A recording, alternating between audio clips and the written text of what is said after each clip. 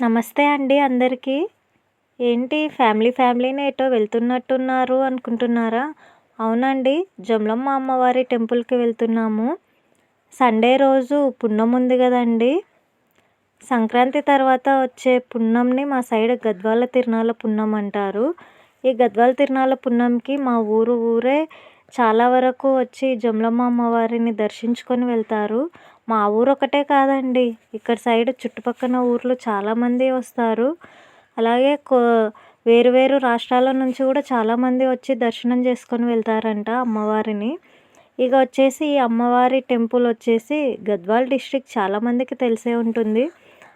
అరుంధతి సినిమాలో గద్వాల్ నా సంస్థానం అనే డైలాగ్ ఉంటుంది కదండి. ఆ గద్వాలే ఈ గద్వాల్ అనమాట.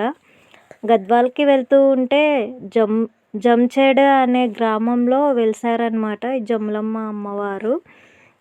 జమలమ్మ అంటే ఎవరో కాదండి, ఎల్లమ్మ అనే పేరు విని ఉంటారు. ఎల్లమ్మ అనే అమ్మవారే జమలమ్మ అనే అమ్మవారు ఒకటేనండి. ఇక ఎల్లమ్మ పరశురాముడు అనే పేరు వినే ఉంటారు. పరశురాముడి గురించి ఇక వేరే చెప్పాల్సిన అవసరం లేదు.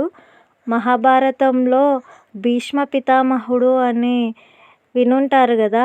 పాండవులకు కౌరవులకు తాత అయిన భీష్మ పితామహుడి యొక్క గురువుగారే పరశురామ ప్రభు అండి. ఆ పరశురామ ప్రభువే ఈ ఎల్లమ్మ అమ్మవారి కుమారుడు అనమాట. ఎల్లమ్మ జమలమ్మ అన్న ఒకటే అండి. మా సైడ్ వచ్చేసి జమలమ్మ అమ్మవారు అంటారు. ఈ జమలమ్మ అమ్మవారు వచ్చేసి చాలా మహిమ గల దేవత అండి. ప్రత్యక్షంగా నా లైఫ్లోనే చూశాను అమ్మవారి మహిమ ఎలా ఉంటుందో ప్రత్యక్షంగా అనుభవించాను అండి.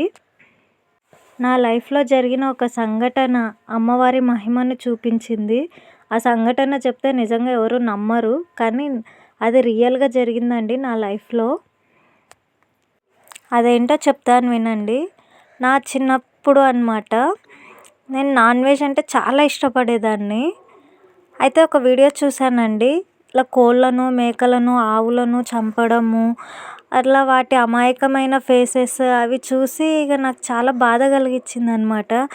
అరే అసలు మూగజీవులు కదా, అదే వాటి స్థానంలో మనం ఉంటే ఎలా ఉంటుంది ఆ సిచ్యువేషను.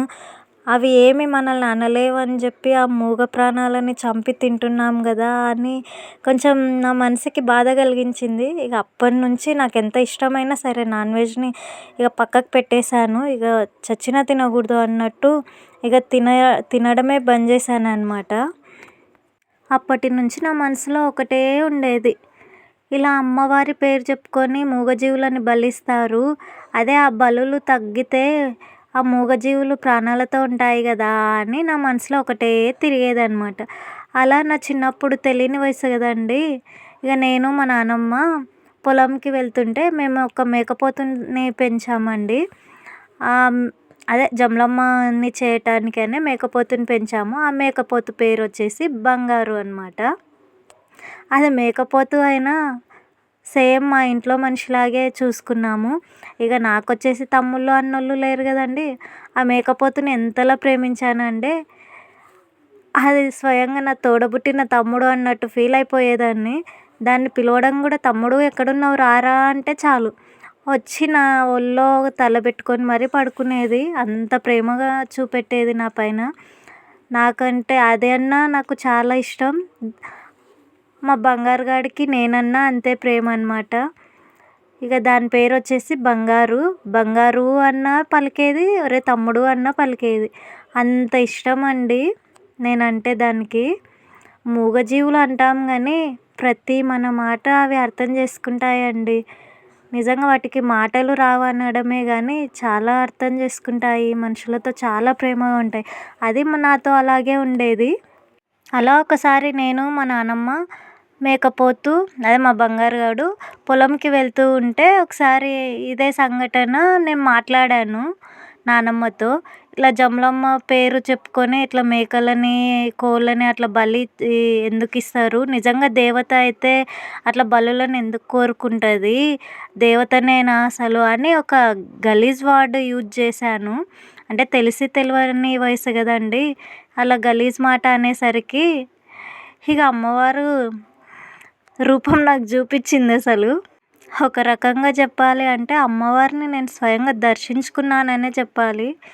కానీ అదేదో శాంత స్వరూపంలో దర్శించుకుంటే హ్యాపీగా ఫీల్ అయ్యేదాన్ని. కానీ ఉగ్ర స్వరూపమే చూపెట్టిందండోయ్ నాకు. ఆ ఉగ్ర స్వరూపం చూసి దెబ్బకి జడుచుకొని చచ్చాను. ఇప్పటికీ ఆ సంఘటన తలుచుకుంటే ఇప్పటికి కూడా నాకు గూస్ బంప్స్ వచ్చేస్తున్నాయి. అంత భయంగా ఉంది. ఇక్కడొచ్చేసి మా పాప చూడండి. మా వారొచ్చేసి జేజకి మొక్కు తల్లి అంటుంటే మొక్కుతుందనమాట. మా పాపకి కూడా కొంచెం నాలాగా దైవభక్తి ఎక్కువున్నట్టుంది. ఇంట్లో కూడా నేను పూజ చేస్తుంటే గంట ఊపుతుంది. జేజకి మొక్కు అంటే జేజకి మొక్కుతుంది.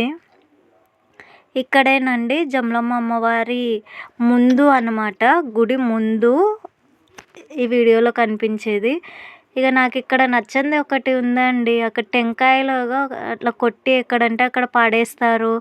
టెంకాయలో ఉన్న వాటర్ మొత్తం మనం తొక్కుకుంటూ నడవాల్సిందే. అదొక్కటి కొంచెం నాకు టెంపుల్స్ దగ్గర నచ్చదు. ఇక్కడొచ్చేసి ఉప్పు ప్యాకెట్లు అనమాట. ముందు వచ్చేసి ఒక పుట్ట ఉంటుంది. అమ్మవారి పుట్టనే అనమాట. అక్కడ వచ్చేసి చిన్న పిల్లలు ఉంటారు కదండీ! పిల్లలకి ఏమన్నా కురుపులు లేదా దురద, పుండ్లు ఇట్లా అయితే అక్కడ మొక్కుకుంటారంట. ఇట్లా మా పిల్లలకి ఇట్లా తగ్గితే నీకు ఉప్పు ప్యాకెట్ సమర్పించుకుంటాం తల్లి అని మొక్కితే తగ్గిన తర్వాత వచ్చి ఉప్పు ప్యాకెట్ సమర్పించుకొని వెళ్తారనమాట. అలా మా పాపకు కూడా ఒకసారి దురద అట్లా వచ్చింటే నిజంగా మొక్కుకుంటే తగ్గిందండి. వారం లోపలనే తగ్గిపోయింది. ఇట్లా హాస్పిటల్స్‌కి అట్లా వెళ్ళి చూయించినా ఏ సోప్స్ వాడినా తగ్గలేదు. కానీ ఇక్కడ ఏమో చూద్దామని మొక్కాను. వారం కల్లా తగ్గింది. వచ్చి నేను కూడా ఉప్పు ప్యాకెట్ సమర్పించుకొని మొక్కేసి వెళ్ళాను. ఇక్కడ వచ్చేసి పరశురామ ప్రభు అండి. ముందు ఇందాక చూసిందేమో జమలమ్మ అమ్మవారి టెంపులు. అమ్మవారి ముందే ఆమె కుమారుడైన పరశురామ ప్రభు ఉంటాడు. ఇక ఇద్దరి దగ్గర దర్శనం అయిపోయింది. ఇక బయటికి వచ్చేసామన్నమాట. వచ్చేసి ఇక ప్రసాదాలు పులిహోర, లడ్డు తీసుకొని వెళ్ళి ఓ దగ్గర కూర్చొని తింటూ ఉన్నాము. ఇక్కడ వచ్చేసి దాసంగాలు పెడుతున్నారు. అంటే దాసంగాలు అంటే ఏం లేదండి. అన్నీ ఇంట్లో సరుకులు అన్నీ తీసుకొని వెళ్ళి అక్కడే వంట చేసి అమ్మవారికి సమర్పించి మనం తినేసి రావడమే అండి. దాన్నే దాసంగం అంటారు. అక్కడే వంట చేసి అక్కడే తినేసి రావడాన్ని దాసంగం అని అంటారు. ఇక్కడ పులిహోర, లడ్డు తీసుకుంటున్నాము. అక్కడ వచ్చేసి అమ్మవారి చీరలు అమ్ముతారు. అంటే అమ్మవారికి ఎవరన్నా చీర కట్టించాలి, సమర్పించుకోవాలి అనుకున్న వాళ్ళు అక్కడికి వెళ్ళేసి చీర, గాజులు, పూలు కొనుక్కొని వెళ్ళి అమ్మవారి దగ్గర సమర్పించుకోవచ్చనమాట. అంటే ఎవరైనా మొక్కుబడులు ఉన్నవాళ్ళు మన ఇష్టం అండి. బయట నుంచైనా తెచ్చుకోవచ్చు. ఇక్కడ కూడా అమ్ముతారు. ఇక తెచ్చుకోలేని వాళ్ళు ఇక్కడైనా తీసుకొని అమ్మవారికి ఇవ్వచ్చనమాట. చాలామంది చెప్తుంటే విన్నానండి. ఈ అమ్మవారు చాలా పవర్ఫుల్ అని. కోరిన కోరికలు ఖచ్చితంగా తీరుస్తుంది అని. అంటే అలా అన్నారు అని చెప్పి ప్రతి కోరిక అడ్డమైన కోరికలు తీర్చాలి అంటే దేవుడు కూడా ఒప్పాలి కదండీ! ఆ కోరికలో మనదంటూ న్యాయం ఉండాలి. న్యాయపరమైన కోరికలైతే ఏ దేవుడైనా చూస్తాడు. అంతేగాని మరి ప్రతి కోరిక తీరుస్తుంది అని చెప్పి న్యాయం లేని కోరికలు కూడా కోరడం అది ధర్మం కాదు. న్యాయమైన కోరిక కోరితేనే దేవుడైనా చూస్తాడు. ఆ నమ్మకంతో ఉండాలి అన్నమాట. ఇక్కడ మేము కూర్చొని లడ్డు, పులిహోర తినేసి కొబ్బరికాయ తింటూ ఉన్నామన్నమాట. అయితే నేను కొబ్బరికాయ తింటూ ఉంటే మా పాప నాకు కావాలి అని అడుగుతుంది. సరేలే పోనీ అని మా పాపకి కూడా కొంచెం పెట్టాను. ఇక మా వారు వచ్చేసి ఇద్దరు కోతుల్లా బాజమైండ్రు నాకి అని ఎక్కిరిచ్చినట్టు మాట్లాడుతున్నాడు. నేను పాప కోతుల్లా ఉన్నామండ కొబ్బరి చిప్ప తినుకుంటూ. ఇక వచ్చేసి తినేసి ఇక బయటికి వెళ్తూ జాతర చూసుకుంటూ వెళ్ళామన్నమాట. ఇక ఇందాక చెప్పాను కదండి, నాకు అమ్మవారు విశ్వరూపమే చూపెట్టింది అని. అదేలాగో చెప్తాను వినండి. ఇందాక చెప్పాను కదా అమ్మవారు నిజంగా అమ్మవారు అయితే ఇలా బలి ఎందుకు కోరుకుంటుంది అని. అలా గలీజ్ వర్డ్ ఒకటి యూజ్ చేశాను.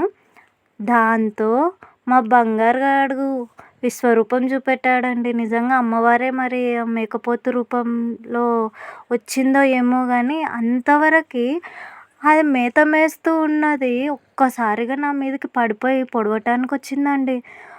ఒక్కసారిగా ఒక్క ఉరుకు ఉరికిచ్చిందండి. మామూలుగా ఉరికివ్వలేదు. చిన్న 1 కిలోమీటర్ దూరం ఉరికిచ్చింటదండి నన్ను. ఇటు వెనకకి ఇంటికెళ్ళిపోతాను, ఇది నన్ను పొడుస్తుందా అని ఇంటికి వెళ్దాము అంటే ఇంటికి వెళ్ళనివ్వదు. నా ముందరకు ఎక్కడి నుంచి ఉరికొచ్చింటుందో ఉరికొచ్చి నా ముందు వచ్చి ఉంటుంది. చేనుకెళ్ళి పోదాము అంటే అటు వెళ్ళి వస్తుంది. మా నాన్నమ్మ నన్ను పొడుస్తుందని చెప్పి మా నాన్నమ్మ నా ముందు వచ్చి అడ్డం నిలబడితే మా నాన్నమ్మని ఏమనట్లేదండి మళ్ళీ. అదేదో మా నాన్నమ్మని తప్పించుకొని వచ్చి మరీ నన్ను పొడవటానికి వస్తుంది అనమాట పొడవటానికి. నాకు అర్థం కాలేదు. అరే నేను ఒక్కసారి "అరే తమ్ముడు ఎక్కడున్నావు రారా" అంటే ఎక్కడ మేత మేసుకుంటూ ఉండేదైనా వచ్చేది నా దగ్గరికి. అలాంటిది ఇలా పొడుస్తుందేంది అని షాక్ అయ్యాను. అయితే ఎక్కడ వెళ్ళనివ్వట్లేదు నన్ను. అది పొడవటానికి వస్తుంది. ఇక నానమ్మకి అర్థమైపోయింది. కానీ టింగిరిదాన్ని నాకింకా అర్థం కాలేదు. అది అమ్మవారే అలా చేస్తుంది అని. ఇక మా నాన్నమ్మకి అర్థమయ్యి "నీ సద్ది మొక్కందానా అన్ని తిక్క తిక్క మాటలు మాట్లాడినావు, తప్పైంది తల్లి క్షమించు అని మొక్కు, అప్పుడు వదిలిపెడుతుంది అమ్మవారు" అని అన్నది. కానీ మనకు కొంచెం తల పొగురు కదండి. మళ్ళీ నేను మాట్లాడిన దాంట్లో తప్పే లేదు అని వాదించడం స్టార్ట్ చేశాను. ఇక ఒక్కసారిగా 2 కాళ్ళు తీసుకొచ్చి నా భుజాల పైన వేసి కొమ్ములతో నా కడుపు పైన పెట్టిందండి. ఇక నా పని అయిపోయింది. గోవింద గోవింద అనుకున్నా. ఇక నా పని అయిపోయింది కానీ ఇక దెబ్బతో ఇక "తప్పైపోయింది తల్లి క్షమించు" అన్నాను. ఇక తల పొగరు కాస్త దిగిపోయిందనమాట ఆ భయంలో. ఇక దెబ్బకి ఏమైందో ఏమో అంతసేపు నన్ను పొడవటానికి వచ్చిన మా బంగారు గాడు చిన్నగా కాళ్ళు తీసేసి నా కడుపు పైన పెట్టిన కొమ్ములను తీసేసి చిన్నగా వెళ్ళి మేత మేసుకుంటూ ఉందండి. షాక్ అయ్యాను నేను అదేంటి అని. ఇక చేనుకి వెళ్ళాము. చేనుకి వెళ్ళిన తర్వాత దాని పని అది చేసుకుంటుంది, తింటుంది, తిరుగుతుంది. కానీ ఇక నాకు భయమేసి దాని జోలికి కూడా వెళ్ళలేదు. అదేమో రోజులాగా వచ్చి నా ఒళ్ళో తల పెట్టి పడుకోవటానికి అని వస్తుంది. కానీ దాన్ని చూసి చిన్న వారం రోజులు దాని దగ్గరికి కూడా వెళ్ళలేదండి. కనీసం నేను గేటుకి దాన్ని కట్టేసి ఉంటే బయటికి వెళ్ళాలన్నా భయపడి చచ్చాను. అంత భయం పెట్టింది నాకు. అప్పుడు చూశానండి అమ్మవారి మహిమని. కానీ తర్వాత రియలైజ్ అయ్యాను. అంటే ఇలా బలులు అవి అమ్మవారు పెట్టిన నియమం కాదంట. అది మనమే అంటే కొన్ని క్షుద్ర పూజలలో బలి కోరుతుంది అమ్మవారు అని విన్నాను. ఆ బలి ఏంటి అంటే కూష్మాండ బలి ఇస్తే చాలు అమ్మవారి తృప్తి చెందుతుంది అంట. కూష్మాండం అంటే ఏం లేదండి, గుమ్మడికాయ ఉంటుంది కదా, ఆ గుమ్మడికాయని బలి ఇవ్వడం అనమాట. దాన్ని కూష్మాండ బలి అంటారంట. అలా కూష్మాండ బలి ఇస్తే అమ్మవారి సంతృప్తి చెందుతుందంట. కానీ మన వాళ్ళు ఏంటి, వాళ్ళు తినడం కోసం అని చెప్పి అమ్మవారి పేరు చెప్పి వీటిని ప్రాణాలు తీస్తున్నారనమాట. అది నాకు తర్వాత తెలుసుకొని బాధపడ్డాను. అయ్యో అమ్మవారిని ఇంత మాట అన్నానే నేను అని చాలా బాధపడ్డాను. ఇప్పటికి కూడా బాధ అనిపిస్తుంది. కానీ అమ్మవారు మాత్రం నాకు నిజంగా కళ్ళు తెరిపించిందండి. నిజంగా చాలా పవర్ఫుల్ అమ్మవారు. ఎందుకంటే ప్రత్యక్షంగా అనుభవించి చూశాను కదా. ఓకే, ఇక్కడ వచ్చేసి బొమ్మలండి. ఈ బొమ్మల్ని చూస్తుంటే ఎంత ముద్దుగా ఉన్నాయో కదా. అందులో నాకు ఇష్టమైన కృష్ణుడి బొమ్మ ఇంకా ఎంత ముద్దుగా ఉందో చూడండి. చూస్తే అబ్బా కృష్ణుడిని తీసుకెళ్ళిపోదామా ఇంటికి అనిపిస్తుంది. కానీ ఏం చేయాలి, అక్కడ బొమ్మల్ని చూస్తుంటే అన్నీ కొనేద్దాము అనిపిస్తుంది. కొనటానికి బడ్జెట్ లేదు, పెట్టడానికి ఇంట్లో ప్లేసు లేదు. ఏం చేద్దాం. ఇలా ఏ జాతరకి వెళ్ళినా సరే సొంత ఇల్లు ఎప్పుడు కట్టుకుంటామా, డిజైన్ సెల్ఫ్లో ఇలా బొమ్మలు తీసుకొని ఎప్పుడు డిజైన్ సెల్ఫ్లో నీట్గా సదిరి పెడతానా, నాకు నచ్చినట్టు ఇల్లు నీట్గా బొమ్మలతో నింపేస్తానా అని ఆశపడుతూ కలలు కంటూ ఉంటాను. ఏం చేద్దాం, కలలు నెరవేరాలి అంటే కూడా రాసిపెట్టి ఉండాలి జీవితం. ఏం చేద్దాం. అటు చూడండి అబ్బా, లక్ష్మీదేవి విగ్రహం కూడా ఎంత బాగుందో. చూస్తుంటేనే కృష్ణుడి విగ్రహం, లక్ష్మీదేవి విగ్రహం కొనేద్దాం అనిపిస్తుంది. కానీ సొంత ఇల్లు కట్టేది లేకపాయే, ఆ విగ్రహాలు కొనేది లేకపాయే, అవి పెట్టడానికి ప్లేసు లేకపాయే. ఏం చేయాలి. మీరు కూడా కోరుకోండి అబ్బా ఈ సుమారు అప్పున ఇల్లు కట్టుకోవాలి, ఈ బొమ్మలన్నీ కొనాలి, ఇల్లు మొత్తం నిండుగా బొమ్మలతో సదిరి పెట్టాలి, ఇల్లు నీట్గా కలకలలాడుతూ అన్ని బొమ్మలతో నింపి పెట్టాలని మీరు కూడా కోరుకోండి ఫ్రెండ్స్. ఇక్కడ చూడండి ఏనుగు బొమ్మ ఎంత బాగుందో కదా. ఇక మొత్తానికి జాతర కంప్లీట్ అయింది ఫ్రెండ్స్.